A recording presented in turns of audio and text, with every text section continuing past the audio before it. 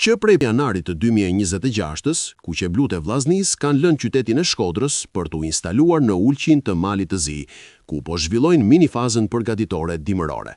Me një program të ngjeshur me nga 2 seanca stërvitore në ditë, stafi teknik po i shfrytëzon në mënyrën më të mirë këto ditë që ka në dispozicion për të karikuar skuadrën në prag të startit të pjesës së dytë të sezonit futbollistik 2025-2026. Edhe pse kushtet e motit në këto fillim viti kanë qenë problematike, me reshje të dendura shiu të shoqëruara edhe me përmbytje, fal kushteve ideale që ofron kompleksi sportiv i Ulqinit, skuadra nuk ka humbur as 1 minutë nga procesi stërvitor.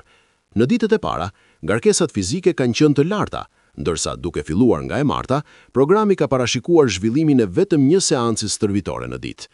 Ndërkohë, sipas planit të hartuar nga stafi teknik, edhe 3 ditët e tjera të qëndrimit në Ulqin do të vijojnë me nga 1 seancë në ditë.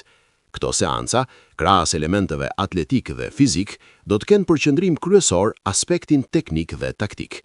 Edhe pse dëshira e stafit ka qenë zhvillimi i një ndeshjeje miqësore, mungesa e skuadrave malazeze në kampingun Ulqinak, pasi minifaza e tyre përgatitore nis më vonë, ka bërë që drejtuesit Kuqeblu ta kompensojnë këtë me përballje mes vetlojtarëve. Nga sa bëhet e ditur, seanca e fundit stërvitore në kampingun Ulqinak do të jetë ajo e paradites së premtes, pas së cilës është programuar kthimi në Shkodër.